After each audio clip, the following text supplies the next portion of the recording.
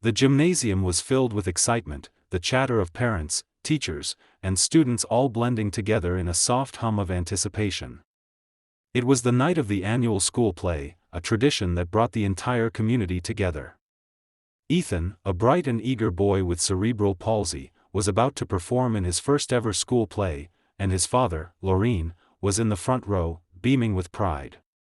Ethan, sitting in his wheelchair, had practiced for weeks. He had worked hard, his determination and courage shining through despite the challenges he faced every day. His smile was infectious as he waved to his father, knowing he had earned this moment. As the curtain rose and the play began, Laureen's heart swelled with pride. Ethan's performance was perfect, his lines were clear, his movements graceful, and the audience was captivated.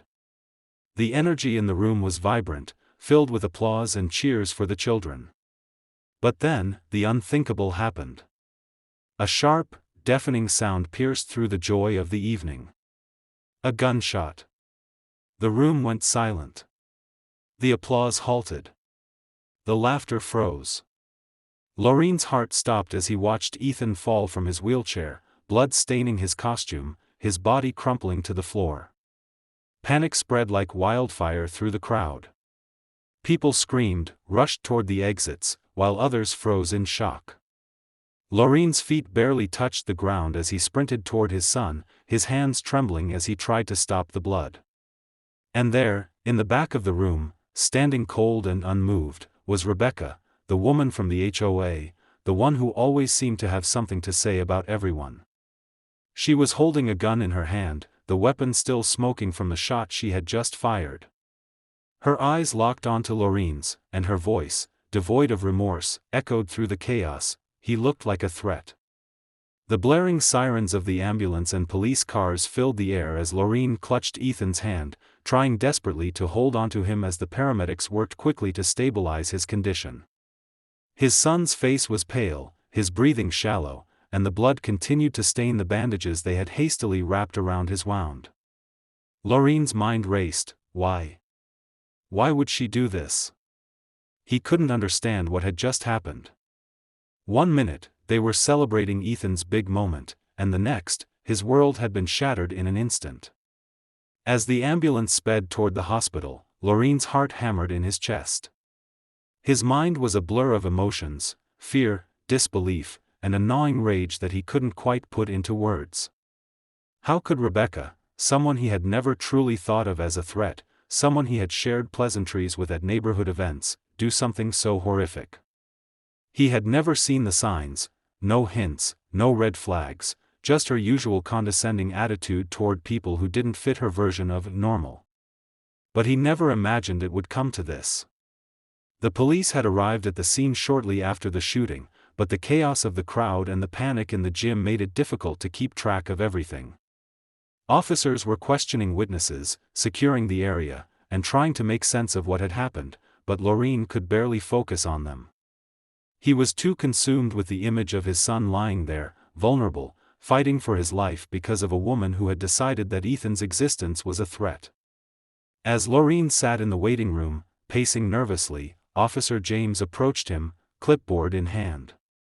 He looked tired, but his eyes held an unwavering seriousness. "Mr. Laureen, I need to ask you a few questions," he said gently, motioning for him to sit down. Laureen nodded, his breath unsteady as he tried to collect himself. He barely understood the officer's words, they were muffled by the constant hum of anxiety in his head. But he couldn't escape the one question that kept repeating over and over: why my son? Why Rebecca? What did we do wrong? Laureen asked, his voice cracking with frustration. His hands clenched into fists as he tried to control the anger boiling inside him. "I've never had a problem with her. What made her think she could shoot my child? He wasn't a threat to anyone. He's just a kid." Officer James placed a hand on Laureen's shoulder, his voice calm but firm. "I know this is hard, but we need to figure out what led up to this. We're still processing everything, but there are a few things we need to know." He looked down at his notes and then back at Laureen. "Did Rebecca have any history with your son? Any conflicts?" Anything unusual recently? Loreen shook his head. No, he said, his eyes filled with confusion. Nothing. I mean, she was always, well, unpleasant, but nothing that would make me think she'd do something like this. Officer James nodded but didn't seem convinced. We've heard some things from witnesses. A woman named Emily was present when the shooting occurred. She said that Rebecca had been acting strangely throughout the day. She was staring at Ethan, and there was something about the way she looked at him. It wasn't just casual. It was like she was watching him. Loreen felt his chest tighten. Watching him? Why? He had seen Rebecca at other community events, always holding herself with a sense of superiority, but she had never shown any real interest in his son beyond a polite smile. What do you mean by strangely? Loreen asked, his voice shaky. Emily, a fellow parent who had been watching the play with her own children, walked up to them at that moment, still visibly shaken. I didn't want to get involved, she said, her voice trembling. But after seeing what happened, I knew I had to say something. I saw her watching your son for a while, even before the play started. It wasn't like she was just looking around. It was like she was waiting. I don't know how else to explain it. And then, when Ethan was on stage, she suddenly got up and left her seat. It felt like she was targeting him. Loreen's blood ran cold. He looked at Emily, trying to process her words. Targeting him? He could barely bring himself to comprehend the implications of what she was saying. Had Rebecca been planning this for longer than anyone realized? Had she truly seen Ethan as a threat simply because of who he was? Emily continued, I don't know if it's connected, but right before the shot rang out, I saw her reach into her purse, and I knew something wasn't right. It wasn't a random act. It was deliberate. Loreen closed his eyes, his mind racing with anger and disbelief. He had never seen this side of Rebecca, never suspected that her venomous attitude had been stewing for so long. Why would she do this, he muttered, more to himself than anyone else. Officer James placed a hand on Loreen's arm, offering a small measure of comfort. We'll get to the bottom of this, Mr. Loreen. We've got all the evidence we need. But something tells me this wasn't just a random act of violence. It was personal. The room fell silent, and for a moment, Loreen just stood there, trying to make sense of the nightmare his family was living. His son, in critical condition, his life altered forever, all because of someone's misguided hatred. And the real question still lingered in his mind, what had made Rebecca see his son as a threat? As Loreen sat in the quiet, sterile waiting room of the hospital, his mind raced. His thoughts were a whirlwind of disbelief, anger, and confusion. Why? The question echoed in his mind over and over again. He couldn't fathom how Rebecca, someone who had always seemed like an obnoxious, but harmless, figure in their community, could commit such a horrific act. Ethan, his son, was fighting for his life, and Loreen felt helpless, yet something deep within him told him this wasn't an isolated incident. Something more had been at play here. Detective Reynolds had been assigned to the case, and Loreen had done everything he could to assist in the investigation. But as time passed, Loreen began to understand that this wasn't just about one twisted act of violence, it was about a much larger, deeply rooted problem. The detective had started digging into Rebecca's background, and the more they uncovered, the more unsettling it became. Several days after the shooting, Detective Reynolds met with Loreen to share what he had found. We've been speaking with witnesses, and what we're uncovering about Rebecca's history isn't good, the detective said, his face serious. This wasn't some random act of rage. This has been brewing for a long time. Brewing? Loreen echoed, his voice thick with disbelief. What do you mean? Detective Reynolds leaned forward, lowering his voice.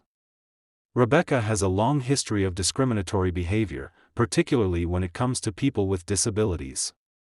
We've been hearing reports from various people in the community who have witnessed her making cruel comments and trying to limit access to public spaces for people like Ethan. Laureen's heart dropped. No. This can't be true. He had always known Rebecca as a difficult woman, but nothing had prepared him for this. Like what? Laureen asked, barely able to process the detective's words. According to Carla, Detective Reynolds gestured toward a file in front of him. She used to live next door to Rebecca. Carla claims Rebecca has been lobbying for changes in the community for years, pushing for more exclusive policies that target people with disabilities. She's been trying to make public spaces cleaner by removing benches, ramps, even accessible parking spaces. And people have seen her personally stop children in wheelchairs from using park benches. She told one child that their chair was ruining the park's aesthetic. Laureen was silent for a long moment, his jaw clenched tightly. So this wasn't just a random act of violence. This was part of something much darker. Is this true? Laureen asked, his voice barely a whisper. I'm afraid so, Detective Reynolds replied, flipping through the file in front of him. Rebecca has been a powerful figure in the HOA for years, and she's used her influence to push policies that exclude people like Ethan. She's essentially been trying to make this community a place where only people she deems normal can exist. Laureen's blood boiled as he processed the detective's words. It wasn't just hatred, it was calculated, systematic, and it had been allowed to grow. He felt a deep sense of betrayal. The community, the place he had thought of as a safe haven for his family, had been slowly morphing into something dark under the guise of order and exclusivity. The detective continued, what's even more disturbing is that she was working with other members of the HOA to make these changes, and they didn't have the courage to speak out. Rebecca's influence kept growing, and the policies she advocated for were gaining traction. But why did she target Ethan? Laureen asked, a new wave of grief hitting him. Detective Reynolds paused. We've been speaking with more witnesses, and it's clear Rebecca viewed Ethan's presence as a disruption to her perfect vision of the community. From what we've gathered, she harbored a deep resentment toward people like him, those who were visibly different. She thought they tarnished the image she was trying to create. You see, Rebecca has always tried to make the community exclusive, a place where only those who fit her narrow view of acceptable are welcome. Laureen felt a pit form in his stomach. He could hardly breathe. He had always thought of the HOA as just an inconvenience, a group of petty people who liked to complain about trivial matters. But now, it was clear that this group was complicit in Rebecca's cruelty. I spoke with Carla more about Rebecca's behavior, and she told me something chilling, Detective Reynolds said. Apparently, Rebecca once organized a meeting where she explicitly argued for the removal of any accommodations for disabled individuals. No more ramps, no more parking spots, no more benches. According to Carla, Rebecca believed that the disabled were taking up too much space in the community and that it wasn't fair to the rest of the residents. Laureen's fists clenched tightly in his lap as he tried to absorb this information. This was bigger than just one person's hatred, it was a systemic issue, one that had been festering for years. We've also managed to get hold of some emails, Reynolds continued. Rebecca was in regular communication with other members of the HOA, plotting ways to further restrict access for disabled people. She even pushed for making the school events admission only to keep certain people out. Laureen closed his eyes, fighting back the tears. This wasn't just about Ethan. This was about every child and adult with a disability being pushed to the margins by a woman who had used her power to systematically erase them. Laureen knew that the community had been blind to Rebecca's actions, but now, it was impossible to ignore the truth. As the detective finished outlining Rebecca's actions, Laureen's stomach churned. But the worst was yet to come. Detective Reynolds opened another file, revealing a hidden document. I found this in the HOA's archives, Rebecca's personal file. It contains her entire history of discrimination. Laureen felt a chill run down his spine as he looked at the contents. In the documents, there was evidence of Rebecca's explicit lobbying for exclusionary policies. The most shocking revelation was that Rebecca had secretly been working on a proposal to remove public access to all community spaces unless individuals provided proof that they were fit to use them. People like Ethan, who relied on ramps and accessible spaces, would have been excluded altogether. "I'll be presenting this evidence to the authorities," Detective Reynolds said grimly. "But we need to act fast. Rebecca is already planning her next move, and if we don't expose her now, this cycle of discrimination will continue." Laureen felt a wave of resolve wash over him. This wasn't just about justice for Ethan anymore. This was about exposing Rebecca for what she truly was, and making sure she never hurt anyone again. "We'll stop her," Laureen said firmly. "We'll make sure the world knows the truth." The days after the shooting were a blur for Laureen, but as the investigation continued, something began to emerge that sent a chill down his spine. Rebecca's actions hadn't been impulsive, they were carefully calculated, meticulously planned. Detective Reynolds had gathered enough evidence to show that Rebecca had been tracking Ethan's every move for months. It was as though she had been waiting for the right moment to act, and now, Laureen was faced with the horrifying reality that this attack on his son wasn't a random act of rage. It was a deliberate strike, designed to send a message. It started with a shocking discovery: photographs of Ethan taken at various community events, some innocently posed but others taken from a distance, as though someone had been following him. The detective showed Laureen a stack of pictures, each one with Ethan visible in the background, at the park, at local stores, at school events. It became clear that Rebecca had been keeping tabs on his son, and Laureen felt a sickening knot tighten in his stomach. She wasn't just watching him, Reynolds said, his voice grave. She was observing his every move. This wasn't just a random outburst, it was premeditated. The realization hit Laureen like a punch to the gut. All this time, he had thought Rebecca was just a nuisance, someone who liked to complain about everything. But this was something darker. The woman who had shot his son wasn't just a petty neighbor. She was an extremist, someone who had been planning this attack for far longer than anyone could have imagined.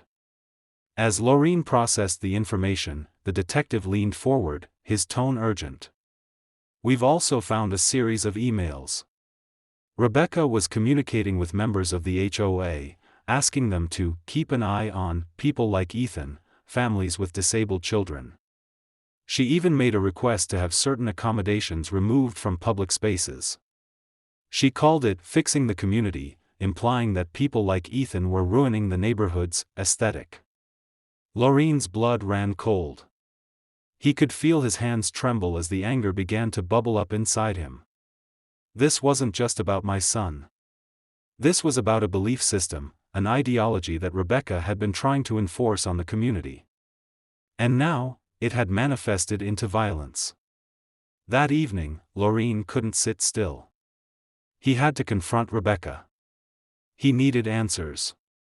There was no way he could allow her to get away with this, and the thought of her walking free while his son lay in a hospital bed, recovering from her bullet, made his blood boil.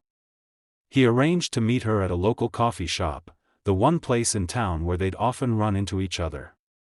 Laureen didn't want a public confrontation, but this was personal, and it needed to happen. When he arrived, Rebecca was already sitting at a corner table, her expression as cold as ever. Her usual air of superiority was gone, replaced by a tight, forced smile, as if she thought she could still control the situation. As Laureen approached, she didn't even stand up. She just motioned for him to sit, almost as if it was a casual meeting. Laureen didn't sit. He couldn't. His fists were clenched at his sides, his voice tight with restraint. "What the hell did you do to my son?" he demanded, his words cutting through the air like a blade. Rebecca raised an eyebrow, unfazed. "Your son was a threat to everything I've worked for," she said, her voice ice cold. "He doesn't belong here." Laureen felt his stomach churn. A threat? His son, the sweet boy who had never hurt anyone in his life, was a threat to her. Laureen leaned forward, his voice now low and dangerous. "You shot him. You shot my son because you think he doesn't belong in this community? Because he's different? Rebecca's expression didn't falter. He doesn't fit, she replied. You see, people like him take up too much space. They ruin the aesthetic of everything. It's not just the community, it's the world. He can't be in places where people like him don't belong. And that's why I had to do it. He was an obstacle to the community I've worked so hard to build. Laureen's fists tightened, and for a moment, he struggled to hold back the rage building inside him. He had to focus. He had to get to the truth. You planned this, Laureen said, his voice steady but full of contempt. You've been watching him for months, haven't you? You followed him, took pictures. You were waiting for the right moment to strike. Rebecca smirked. What's your point? You think I'm the only one who thinks like this? There are others who agree with me. People like Ethan, people like you, don't belong here. They don't fit with the vision I've created. And now the community is better for it. Laureen felt a surge of disgust. This wasn't just hatred, it was a dangerous, calculated kind of bigotry. Rebecca wasn't just fighting for her version of the world, she was trying to force it on everyone else, using violence as her weapon. Before Laureen could speak again, Detective Reynolds entered the coffee shop, his presence looming behind Laureen. Actually, Reynolds said, cutting into the conversation, the real issue here is not just your vision of the community, Rebecca. It's the fact that we've found your trail of hatred, and we're not going to let you get away with it. Rebecca's face fell, the mask of confidence slipping. She stood up, ready to make a move, but Laureen stepped in front of her. You're not getting away this time, Laureen said, his voice steady, filled with determination. You're going to answer for what you've done. Rebecca's eyes darkened as the reality of her situation started to sink in. You think you've won? She spat. You think you can change anything? Laureen didn't flinch. No, Rebecca. This isn't just about me or Ethan anymore. This is about everyone you've hurt. And it ends here. As Laureen turned to leave, he knew this was just the beginning of the fight for justice. Rebecca might have tried to break them, but they weren't going to let her. They would expose her lies, her hatred, and her discrimination. Laureen had no doubt that this battle would be long, but he was more resolved than ever. His son's life, and the future of this community, depended on it.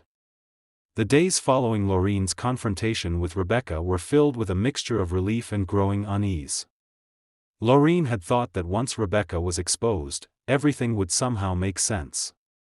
But the deeper they dug into Rebecca's actions, the more he realized that what had happened to his son was not an isolated incident, it was part of a much larger, more disturbing pattern. Detective Reynolds met with Laureen a few days later, carrying a thick file of documents and a grave expression. We've been digging into Rebecca's past, Reynolds began, placing the file on the table. What we're uncovering isn't pretty. Laureen sat down, his hands trembling. He had hoped to hear that Rebecca had acted alone, that this was just one twisted person. But deep down, he had known it wasn't just about her. The more he thought about it, the more he realized that Rebecca's hatred was part of something larger, something that had been allowed to fester for years. Detective Reynolds opened the file and began to reveal more of Rebecca's history, and Laureen felt his stomach twist as the pieces fell into place. Rebecca isn't just some random person with a vendetta, Reynolds said, his voice steady but filled with disquiet. She's been organizing this for years. She's been working behind the scenes with members of the HOA to push policies that target people like Ethan, people with disabilities. Laureen's mind raced as he listened. It was hard to believe at first, but the evidence was there, letters, emails, even recorded conversations. Rebecca had been actively involved in lobbying for the removal of any accommodations for disabled individuals. She had pushed for the elimination of ramps, accessible parking spaces, and benches that allowed people like Ethan to navigate the community. She had even called these accommodations eyesores, something that ruined the aesthetic of the neighborhood. I don't get it, Laureen said, his voice shaking with disbelief. Why? Why would she do this? It's one thing to have a personal problem with someone, but to go this far. Reynolds shook his head, clearly disturbed by the findings. It's not just a personal issue. Rebecca believed in the idea of a cleaner, more exclusive community. She didn't want anyone or anything that made her version of normal look imperfect. She felt that people with disabilities, like Ethan, were an obstacle to her vision of what the community should be, something pristine, something pure. Laureen felt sick as the realization hit him. Rebecca hadn't just shot Ethan out of a moment of irrational anger. She had been working on this plan for years, using her position in the HOA to push her hateful agenda. It wasn't just one attack on his son, it was a reflection of everything Rebecca had been doing to make sure that people like Ethan didn't belong in the community. Detective Reynolds continued, we also found out that Rebecca had connections with other members of the HOA, members who shared her beliefs. They had been quietly backing her push for these policies. But they'd been careful, too careful, to keep things out of the public eye. And that's why this went unchecked for so long. Laureen felt his blood boil as he processed the detective's words. The community, the people they had trusted, had allowed this to happen. They had let Rebecca and her allies work in the shadows, making decisions that were slowly choking out any sense of inclusion. Have they done anything else? Laureen asked, his voice barely a whisper. We're still gathering information, Reynolds replied, his face darkening. But we have reason to believe Rebecca was involved in several other incidents where she attempted to exclude disabled residents from certain events or spaces. She made it clear that she wanted her community to be free of distractions. People who didn't fit her idea of normal were seen as a threat to that vision. Laureen sat back in his chair, the weight of the truth pressing down on him. He had never imagined something like this was possible in their community. He had always thought that the HOA was just a group of petty, power-hungry people, but this? This was something much worse. It wasn't just about rules and regulations, it was about trying to erase entire groups of people, people like his son, from the community. We need to expose this, Laureen said, his voice growing stronger.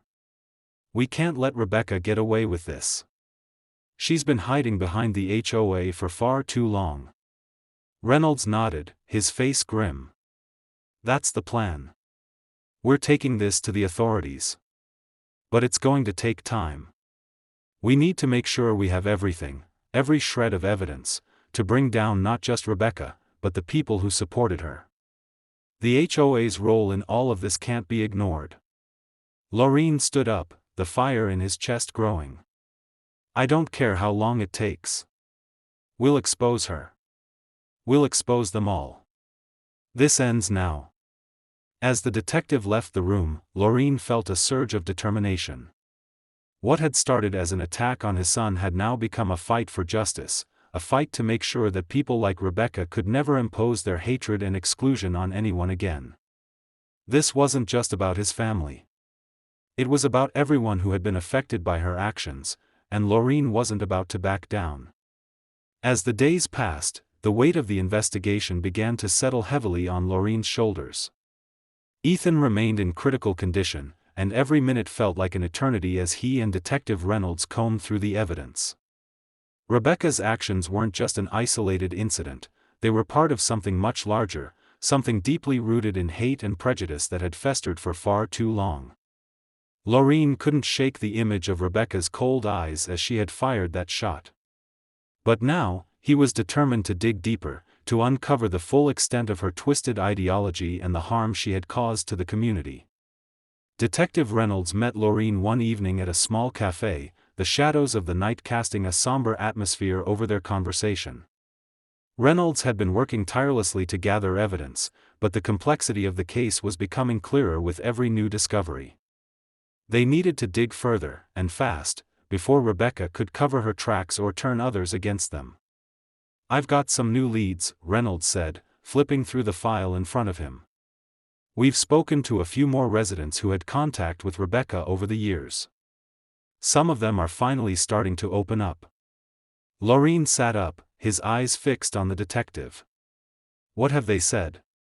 Reynolds hesitated for a moment, before leaning in, his voice quiet. Carla, a former neighbor of Rebecca's, has been willing to talk. She knows a lot more than she initially let on. Carla was a woman who had lived in the neighborhood for years but had moved away not long before the shooting. She had been one of the first to speak out about Rebecca's behavior, but she had always held back, perhaps out of fear or uncertainty. Now, it seemed that the pressure of Rebecca's actions had pushed her to the edge. The next day, Laureen and Detective Reynolds met with Carla at her new home, a small, modest house on the outskirts of town.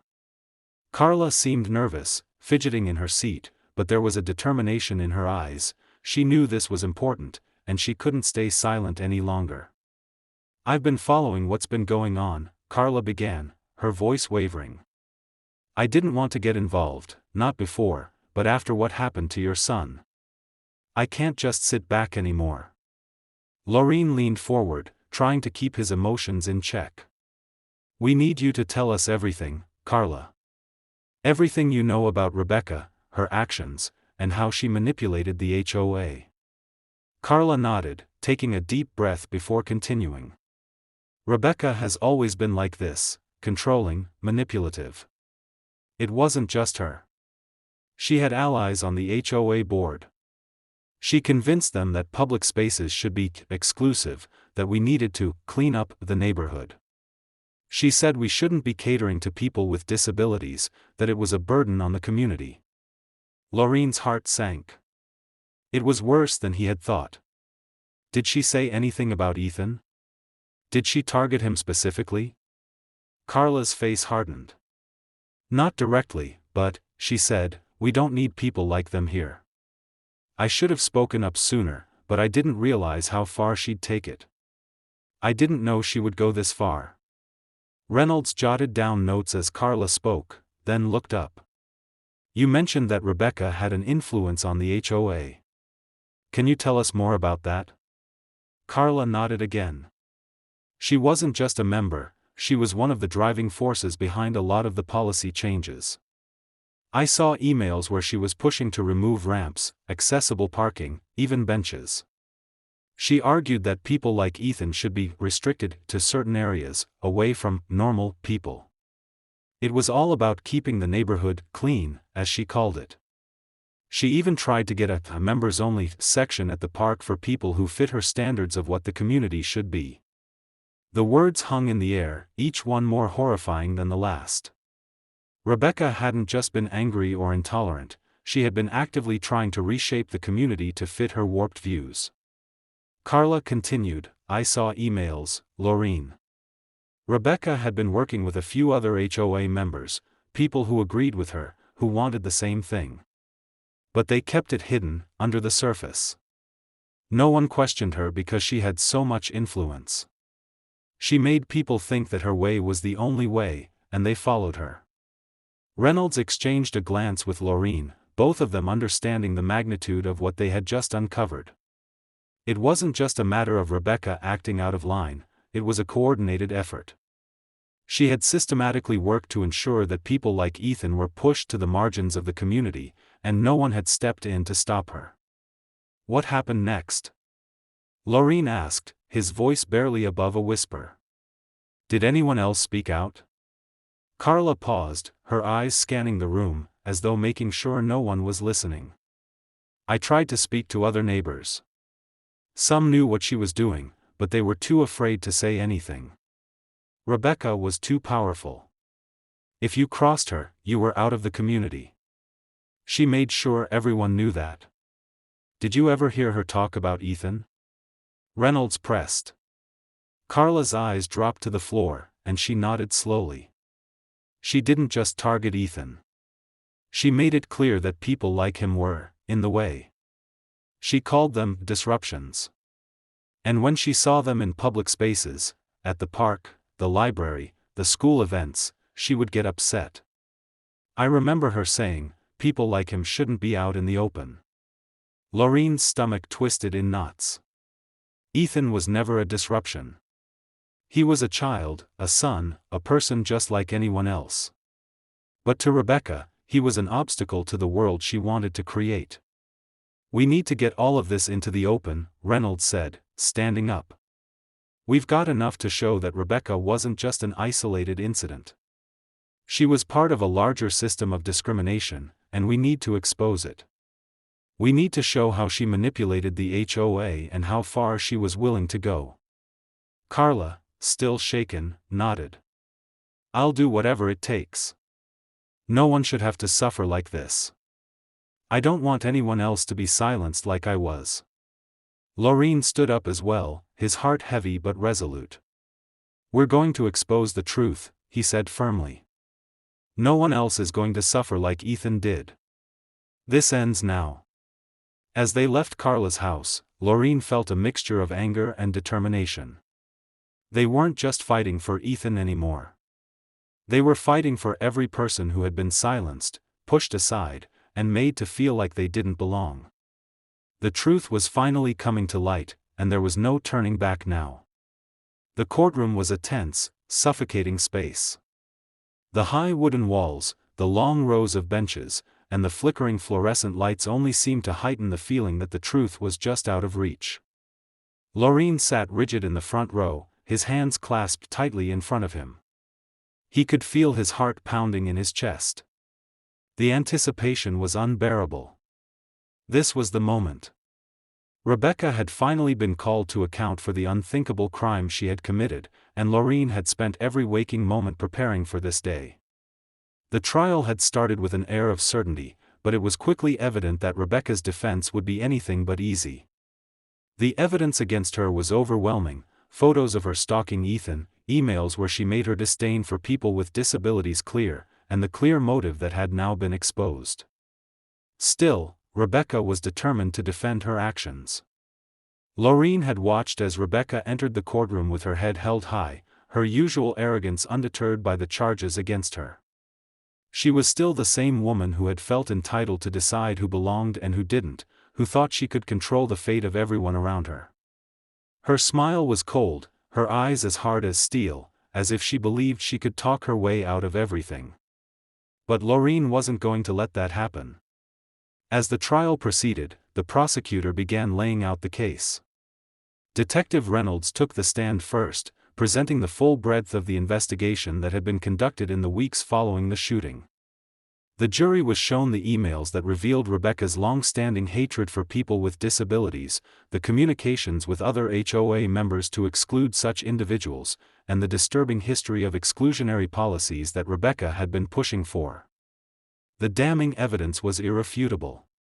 She had been a part of a system that sought to silence people like Ethan, to remove them from the community altogether. She had watched and planned. She had taken action. Rebecca's defense attorney rose to object at certain points, but there was no denying what had been uncovered. Loreen felt his heart sink with each piece of evidence, each word spoken about the plans Rebecca had meticulously laid out. But it wasn't until Loreen himself was called to the stand that the true weight of the trauma became clear. As Loreen took the stand, the room seemed to close in around him. He had spent days preparing his testimony, but the words felt heavy in his mouth. When he was sworn in, he tried to focus on the facts, to stay calm, but his mind was filled with memories of that day, the moment the gunshot rang out, the chaos, the fear, the helplessness as he watched his son fall. The prosecution attorney, a calm and composed man, began. "Mr. Loreen, can you please describe what happened the day your son was shot?" Loreen's voice faltered for a moment, but he cleared his throat and spoke. It was supposed to be a joyful day. Ethan had worked so hard on the play. He was excited, and I was proud. I didn't know it would turn into a nightmare. When the shot rang out, I rushed to him. My son, lying there, bleeding. He was just a child. I couldn't understand why anyone would want to hurt him. The room fell into an eerie silence, and Loreen's voice cracked as he continued, I watched my son suffer, and I couldn't do anything to stop it. I couldn't believe someone would target him just because of who he was, someone with a disability. He was no threat to anyone. But to Rebecca, to her, he was. She made him a target. And now, my son is scarred for life, and I'm left to pick up the pieces. Loreen paused, fighting back the emotion that threatened to overtake him.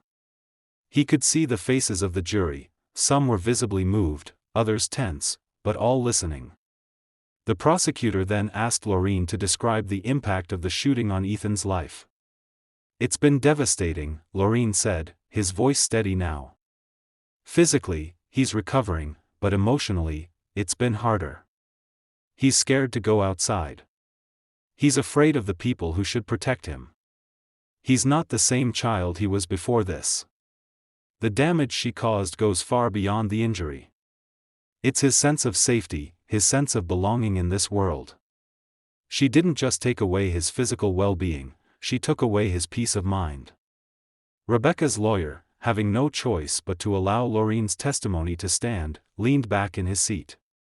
But as Loreen finished, Rebecca's own defense began, and it became clear that Rebecca was going to put up a fight. She stood in the dock, a bitter smirk playing on her lips as she addressed the courtroom. "I did what I had to do," Rebecca said, her voice cutting through the tension. "He was a threat to everything I stand for.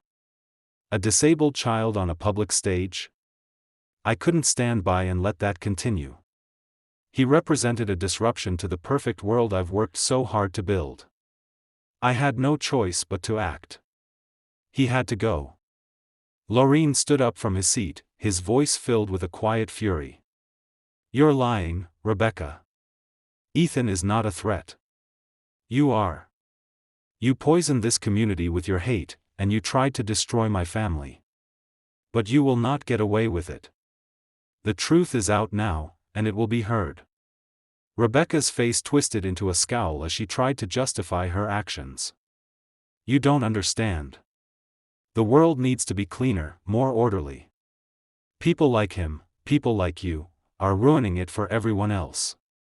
Loreen's heart pounded as he looked directly at Rebecca. "No, Rebecca. You are the one who's ruined this community with your hatred. You thought you could erase people like my son. But you're wrong. We belong here. We always have." The courtroom went silent once again. The weight of Loreen's words hung in the air, and for the first time, Rebecca looked as though she didn't have all the answers. Her defense had crumbled in the face of the truth, and she was left standing alone in the courtroom, her plans exposed for what they truly were, nothing more than the poisonous actions of a woman who thought she could control the lives of others. As the prosecution rested its case, the jury was excused to deliberate. The air was thick with anticipation. Loreen sat back in his seat, his heart in his throat, knowing that this was the moment of truth. Would justice prevail? Would the community that had allowed Rebecca's hatred to fester finally stand up and say enough was enough? The room was filled with the sound of silence as everyone waited for the verdict. The weight of everything that had been said, the testimony, the evidence, the faces of those who had suffered, was pressing down on Loreen. He could feel the uncertainty, but he knew one thing: the truth had come out. And in the end, it would be the truth that would define this moment. The weeks following the trial felt like a blur. The sentencing had come down swiftly. Rebecca was convicted on all charges, including attempted murder and several counts of discrimination. As the judge read out the sentence, Loreen felt a rush of relief, but it was mixed with exhaustion. This fight wasn't over yet, but it had taken an enormous toll on him and Ethan. Still, as Rebecca was led away in handcuffs, Loreen knew that at least some semblance of justice had been served. Ethan, though still struggling with the emotional scars from the shooting, was showing signs of progress. His recovery was slow, but every day brought small victories, moments where he would smile, moments when he would tell Loreen about his plans for the future. It wasn't easy for him. There were still nights when he woke up in a cold sweat, haunted by memories of the shooting. But with every passing day, Loreen saw his son becoming stronger, more resilient. The community, too, was beginning to heal. Loreen had never imagined that this battle would go beyond his family. It had turned into something much bigger. After the trial, the HOA's complacency was no longer hidden. The community had rallied behind Laureen and Ethan, demanding change. Rebecca's actions had exposed the underbelly of the HOA's discriminatory policies, and now the entire organization was under scrutiny. The members who had been complicit in Rebecca's behavior were either removed or resigned, and a new, more inclusive board was put in place. At a community meeting, Laureen stood alongside Detective Reynolds as they shared the results of the investigation. The new HOA members promised to implement policies that prioritized accessibility and inclusion. Public spaces were redesigned to be more accessible for people with disabilities, ramps, wider doorways, and designated parking spaces were now standard. There was also a new push for community education on disability awareness, ensuring that everyone had a voice in shaping the future of the neighborhood. The HOA's new vision was one of unity, diversity, and respect for everyone, regardless of their background or abilities. As Laureen stood before the community, he felt an overwhelming sense of pride. The fight had been long, and the scars would remain. But they had done it. They had forced change. They had ensured that no one would ever be silenced or excluded again. Today, we stand as a community, Laureen began, his voice steady but filled with emotion. We've fought for what's right, for inclusion, for justice. But this is just the beginning. We've shown that no one, no matter their ability, should be treated as less than. This victory is not just mine, and it's not just Ethan's. It's for every single person who's ever felt invisible or unworthy. We've made sure that this community will never be the same again, and that's something we can all be proud of. The crowd erupted in applause. Laureen caught Ethan's eye from across the room, and for the first time in weeks, he saw a smile on his son's face, genuine, unguarded. It was a small moment, but it meant everything to Laureen. After the meeting, Detective Reynolds approached Laureen and Ethan. "You did it," Reynolds said, offering a firm handshake to both of them. "I know it hasn't been easy, but you brought about a change that will last. You've made this community a better place, not just for Ethan, but for everyone." Laureen nodded, his heart swelling with gratitude. "We couldn't have done it without the support of everyone here." It wasn't just about one person's fight, it was about the entire community standing up and saying, "Enough." As they walked home that evening, Laureen put his arm around Ethan's shoulders. The sun was setting, casting a golden light over the neighborhood. It was peaceful, almost surreal after everything they had been through. But Laureen knew that this peace was hard-earned. "Dad," Ethan said quietly, breaking the silence, "I still get scared sometimes, you know?" Laureen squeezed his son's shoulder. "I know, buddy. I know. But I'm not going to let it stop me," Ethan added, a determined look in his eyes. "I'm going to keep going. I want to help make sure no one else ever has to go through what I did." Laureen smiled, his heart swelling with pride. "And you will, Ethan. You already have. We fought for you, for every person who's ever been made to feel less than. This is your victory, too." Ethan smiled back, his eyes bright. "Thanks, Dad." The world felt different now. It wasn't just about revenge or justice, it was about healing, about creating a space where everyone had the right to belong. Laureen and Ethan knew the journey wasn't over. There would always be work to do, but they had made a real difference. And with the support of the community behind them, they knew they could face whatever came next. As they walked down the street, their steps light, the neighborhood seemed brighter, full of possibility. The future felt hopeful, for them, and for everyone. Together, they had turned a tragedy into a catalyst for change, and that was something that no one could ever take away from them. As Laureen stood before the crowd at the community event, he could hardly believe how far they had come. The road had been long, filled with pain, frustration, and countless sleepless nights. But through it all, there had been moments of strength, moments when he and Ethan had refused to back down, even when everything seemed stacked against them. They had faced hatred head-on, and in doing so, they had not only fought for justice but for a future where everyone had a place. Looking out at the faces of the people who had supported them, Laureen felt a deep sense of gratitude. The community had come together in ways he never imagined. The changes to the HOA, the new policies for accessibility, and the shift in how people viewed each other, all of it was the result of countless individuals standing up and saying, "Enough." It was about more than just a legal victory. It was about transforming a culture, creating a space where no one would ever feel invisible or less than. "We've shown the world that no one is invisible," Laureen said, his voice firm and filled with conviction. "No one should ever feel like they don't belong. This fight wasn't just about me or Ethan. It was about all of us. About the right to exist in the world without fear, without being pushed to the margins. We've made progress, but the work is far from over." He paused, taking a deep breath before continuing, his eyes sweeping across the crowd. "We've fought hard, but there are still people out there who believe in exclusion, who see difference as a threat. But together, we can keep pushing forward. We can ensure that what happened to Ethan never happens again. We can ensure that every person, no matter their abilities, their differences, their background, has a place." This is just the beginning. The crowd was silent for a moment, then erupted in applause, and Laureen felt a sense of peace wash over him. They had won, yes.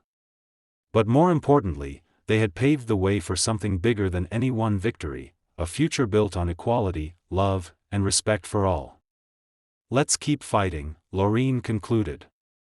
"Together."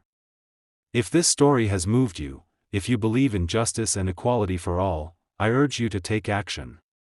Share this video, spread the word, and let's ensure that no one like Rebecca ever gets the chance to hurt anyone again. Together, we can create a world where everyone, no matter their differences, has a place to belong. It's time to stand up, to speak out, and to make a real change. The fight for a better future starts with each and every one of us. Let's keep pushing for a world built on kindness, inclusion, and respect. Together, we can change the world.